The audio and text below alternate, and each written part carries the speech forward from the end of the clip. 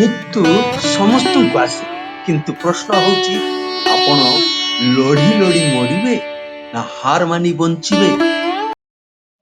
କିପରି ମୃତ୍ୟୁ ଆପଣ ଚାହାନ୍ତି? ଶେଷ ନିଶ୍ୱାସ ପର୍ଯ୍ୟନ୍ତ ସଂଘର୍ଷ ନା ଶୋଇ ରହି ଅସହାୟ ଅବସ୍ଥା? ଲଢି ଲଢି ମରିବା ନା ଆଳସ୍ୟରେ ଧୀରେ ଧୀରେ ନିଭିଯିବା? ଶ୍ରେଷ୍ଠ ମୃତ୍ୟୁ କେଉଁଟି? ସଂଘର୍ଷରେ ନା ଆତ୍ମସମର୍ପଣରେ, ଅସତ୍ ଓ କୁକର୍ମ ପାଖରେ? ମରିବା ଭଳି ମଧ୍ୟ ଏକ କଳା ଅଛି। ଆପଣ କେଉଁଟି ବାଛିବେ? ଶେଷ ମୁହୂର୍ତ୍ତ ପର୍ଯ୍ୟନ୍ତ ଲଢିବେ ନା ହାର ମାନି ବଞ୍ଚିବେ? ଶେଷ ପ୍ରଶ୍ନଟି ହେଲା, ଲଢାଇ କି ହାର? ଶ୍ରେଷ୍ଠ ମୃତ୍ୟୁ କେଉଁଟି? ଚୟନ ଆପଣଙ୍କ। କମେଣ୍ଟ କରି ନିଶ୍ଚିତ ଭାବରେ ଜଣେଇବେ। ଅପେକ୍ଷାରେ ରହିବି। ଏବେ ଆସନ୍ତୁ ଭିଡିଓଟିକୁ ଆରମ୍ଭ କରିବା। জয় গুরু। প্রিয় ভাই বন্ধু আত্মীয় সজ্জন অন্য সমস্ত দাদা মা মানুষ মোর আন্তরিক প্রাণিত জয় গুরু। আজি পরম প্রেমময়ଙ୍କ ଅମୃତବାଣୀର ଏକ ବିସ୍ତୃତ ଏକ କିରଣ ଆପଣମାନଙ୍କ ସମ୍ମୁଖରେ ପହଞ୍ଚାଇବା ପାଇଁ ପୁଣି ଆସିଛି। ଯେଉଁ ବାଣୀଟି ଏହା ପୂର୍ବରୁ ମଧ୍ୟ ଆଲୋଚନା କରାହୋଇଯାଇଛି, କିନ୍ତୁ ତାର ପରବର୍ତ୍ତୀ ଅଂଶଟିକୁ ମୁଁ ଆପଣମାନଙ୍କ ସମ୍ମୁଖରେ ନ ପହଞ୍ଚାଇ ରହିପାରିଲିନି। ମୋର ଆତ୍ମା ତୃପ୍ତି ପାଇଲାନି, ମୋର ମନ ମାନିଲା ନାହିଁ। ତେଣୁ ଆପଣମାନଙ୍କ ସମ୍ମୁଖରେ ତାହା ପ୍ରକାଶ କରିବା ପାଇଁ ପୁଣି ଆସିଛି। ଆପଣମାନେ ଖୁସି ତ? ନିଶ୍ଚିତ ଭାବରେ ଖୁସି ହେବେ, କାରଣ ମୁଁ ଭଗବାନ ପରମ ପିତା ପରମେଶ୍ୱର ସ୍ରଷ୍ଟା ଯିଏ, ସେ ସମସ୍ତଙ୍କୁ ଭଲ ପାଆନ୍ତି। ମୁଁ ଯଦି ମୋର ଭିତରେ ତାଙ୍କର କିଛି ଅଂଶ ଯଦି ଅଛି, ମୁଁ ମଧ୍ୟ ସମସ୍ତଙ୍କୁ ଭଲ ପାଏ। ଆପଣମାନଙ୍କୁ ସମସ୍ତଙ୍କୁ ଭଲ ପାଏ, ଭଲ ପାଏ, ଭଲ ପାଏ, ଭଲ ପାଏ। ଏମିତି କହୁ କହୁ ମୋ ଭିତରେ ଭଲ ପାଇବାର ତତ୍ତ୍ୱଟା ଜନ୍ମ ନେବ। I love you all. I love the all creatures of the world. ଏମିତି ମୁଁ ଭାବିବାକୁ ଚାହେ।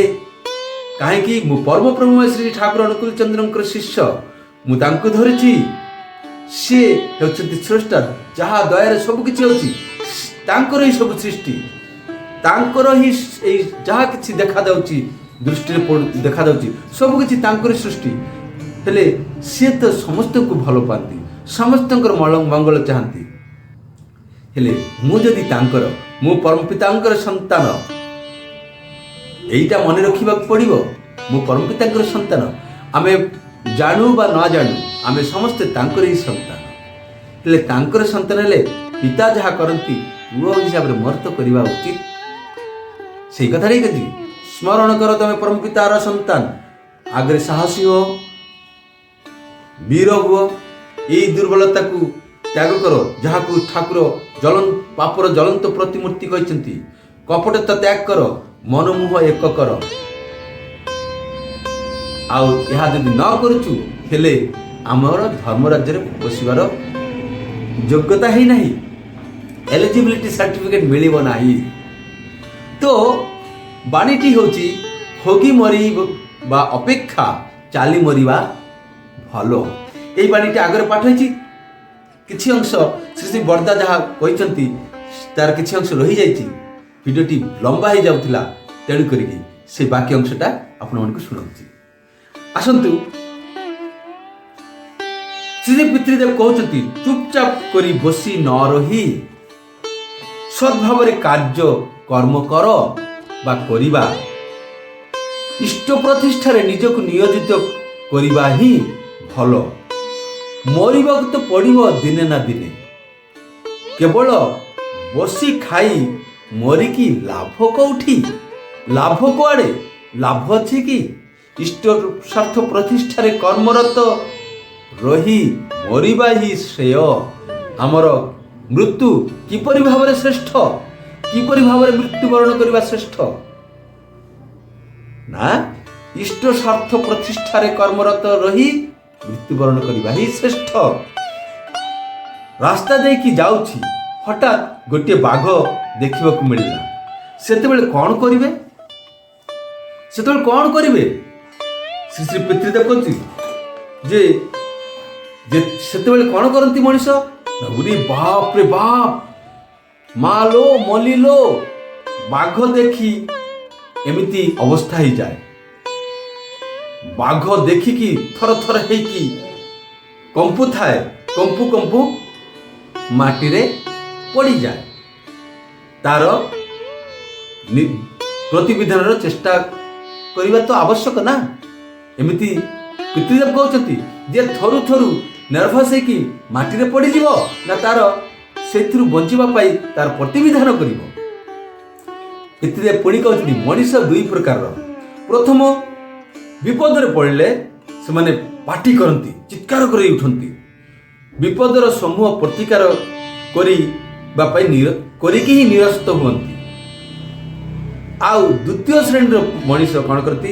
ବିପଦରେ ପଡ଼ିଲେ ନିଜର ଅସ୍ତିତ୍ୱକୁ ଭୁଲି ଭାଙ୍ଗି ପଡ଼େ, କୌଣସି ପ୍ରତିକାର ହିଁ କରେ ନାହିଁ, ସେମାନେ ସେମିତି ଭାବରେ ମରିଯାନ୍ତି। ତ ପିତୃଦେବ ଆହୁରି ବ୍ୟାଖ୍ୟା ଦେଇକି କହୁଛନ୍ତି, ବର୍ଣ୍ଣନା କରି କହୁଛନ୍ତି, ପ୍ରଥମ ଶ୍ରେଣୀର ମଣିଷ କ'ଣ କରନ୍ତି? ବାଘ ଦେଖି ସେ ତ ହୁଏତ ସେ ଦୌଡ଼ିକି ପଳେଇବ, ତାହା ଯଦି ସମ୍ଭବ ନ ହୁଏ କୌଣସି ଗଛ ବୃକ୍ଷ ପାଇଲେ ସେଥିରେ ଚଢ଼ିଯିବ। ସେଇଟା ବି ଯଦି ନ ହେଇପାରୁଛି, ସେ ଗଛ ବି ଯଦି ନ ପାଉଛି, ସେତେବେଳେ କ'ଣ କରିବ? ଇଟ ପଥର ଯାହା ଯାହା ହାତ ସାମ୍ନାରେ ପାଇବ ତାହା ଦେଇକି ତାକୁ ଆଘାତ କରିବାକୁ ଚେଷ୍ଟା କରିବ। ସେଥିରେ ବି ଯଦି ବାଘ ଅଟିକିଲା ନାହିଁ, ରହିଲା ନାହିଁ, ହେଲେ କ'ଣ କରିବ? ସେତେବେଳେ ସେ ତାର ଆଖିରେ ଆଙ୍ଗୁଳି ପୁରେଇ ଦେବ, ପାଟି ଭିତରେ ହାତ ପୁରେଇକି ଚିରି ଦେବାକୁ ଚେଷ୍ଟା କରିବ। ଦୁଇ ପାଟିକୁ ଏମିତି କରିକି ଚିରି ଦେବାକୁ ଚେଷ୍ଟା କରିବ ଯେତେ ସମୟ ପର୍ଯ୍ୟନ୍ତ। ଏମିତି ବି ଶୁଣାଯାଏ ଯେ ପାଟି ଭିତରେ ଯଦି ହାତ ବେଶୀ ପୁରେଇ ଦିଆଯାଏ ସେମାନେ କାମୁଡ଼ି ପାରନ୍ତି। କାହିଁକି? ଜିଭଟା ମଝିରେ ରହିଯାଉଛି। କୌଣସି ଜିଭ ମଝିରେ ହାତ ରଖିକି ବା କିଛି ରଖିକି ଏମିତି ପୁରାଟା ଚୋବେଇ ପାରିବନି, ତେଣୁକି ହାତ ପୁରାଇ ଦିଅନ୍ତି, ଏମିତି ବି କହନ୍ତି। ତ ଏଇଟା ମୁଁ କହୁଛି, ପିତୃଦେବ କହିନାହାନ୍ତି। ତ ପିତୃଦେବ କହୁଛନ୍ତି ଯେ ତାର ଆଖିରେ ଆଙ୍ଗୁଳି ଦେଇକି, ରାମ୍ପୁଡ଼ି ଦେଇକିରି କିମ୍ବା ତାହାର ପାଟିକୁ ଚିରି ଦେଇକିରି ଶେଷ ଜୀବନ ଥିବା ଯାଏ ଶେଷ ପ୍ରଚେଷ୍ଟା କରିବା, ମାନେ ଯୁଦ୍ଧ କରୁ କରୁ ଯୁଦ୍ଧ କ୍ଷେତ୍ରରେ ମରିଯିବା। ସିଏ ହେଉଛି ବୀର, ବୀରଗତି ଲାଭ ହୁଏ ତାଙ୍କର ଯୁଦ୍ଧ କ୍ଷେତ୍ରରେ। ଦ୍ୱିତୀୟ ଶ୍ରେଣୀର ମଣିଷ କ'ଣ କରନ୍ତି? ଇଏ ବାପା ଲୋ ମଲି ଲୋ ଗଲି ଲୋ କହିକି ଅଜ୍ଞାନ ହୋଇ ପଡ଼ିଯାଏ। ବାଘ ଆସିକି ତାଙ୍କୁ କାମୁଡ଼ି ଧରେ ଏବଂ ତାର ଆହାର କରିନିଏ। ସେଇ ପ୍ରକାର ଲୋକ ଭାବନ୍ତି ଏଇଠି ବୋଧେ ମୋର ମୃତ୍ୟୁ ନିଶ୍ଚିତ, ଅବଧାରିତ। ସେ ମଣିଷ ପ୍ରକୃତ ମଣିଷ ହେବାକୁ ଯିଏ ଚାହାନ୍ତି ସେ ପ୍ରଥମ ଶ୍ରେଣୀର ମଣିଷର ଅନୁସରଣ କରିବ। ମାନେ ପ୍ରଥମ ଶ୍ରେଣୀରେ ଯାହା କହିଛନ୍ତି, ଅର୍ଥାତ୍ ଆମମାନଙ୍କୁ ଅଳସୁଆମି ତ୍ୟାଗ କରିବାକୁ ପଡ଼ିବ। ଆଡ଼ଷ୍ଟତା, ଜଟିଳତା, କୁଟିଳତା, ଦୁର୍ବଳତା, ଆମର ଅପାରଗତା, ହଉନି, ପାରୁନି, ନ କରିବାର ବାହାନା ଇତ୍ୟାଦି କଥାକୁ ତ୍ୟାଗ କରିକି ଇଷ୍ଟ ପ୍ରତିଷ୍ଠା କରି ବାରେ ନିଜର ଜୀବନକୁ ସମର୍ପଣ କରିଦେଇ, ନିଜର ଜୀବନକୁ ଉତ୍ସର୍ଗ କରିଦେଇ, ନିଜର ଜୀବନକୁ ସମାଜର କଲ୍ୟାଣରେ, ଇଷ୍ଟଙ୍କ ପ୍ରତିଷ୍ଠାରେ ନିୟୋଜିତ କରି ଶେଷ ପର୍ଯ୍ୟନ୍ତ, ମରିବା ପର୍ଯ୍ୟନ୍ତ ଯେତେବେଳେ ଚାଲିପାରିବୁ, ସେତେବେଳେ ହିଁ ଆମର ଜୀବନର ଶ୍ରେଷ୍ଠ ମୃତ୍ୟୁ। କ'ଣ କହିଛନ୍ତି ନା ଇଷ୍ଟ ପ୍ରତିଷ୍ଠାରେ କର୍ମତ୍ର ରହି ମରିବା ହିଁ ଶ୍ରେଷ୍ଠ ଶ୍ରେୟ। ହେଲେ ଏଇଭଳି ଭାବରେ ମୃତ୍ୟୁ ହେଉଛି ଶ୍ରେଷ୍ଠ। କିପରି ମୃତ୍ୟୁ କରି ବରଣଟା ଶ୍ରେୟର ଶ୍ରେଷ୍ଠର ହୁଏ? ଏଇଭଳି ଭାବରେ ଇଷ୍ଟ ସ୍ୱାର୍ଥ ପ୍ରତିଷ୍ଠା, ଯୁଦ୍ଧ କ୍ଷେତ୍ରରେ ଲଢ଼ି ଜୀବନ ଥିବା ଯାଏ ଆମେ କରିବାଟା ଯେତେବେଳେ ନ ଛାଡ଼ୁଛୁ, ସେତେବେଳେ ବ୍ୟର୍ଥତାକୁ ଆସିବାକୁ ଦେବୁ ନାହିଁ।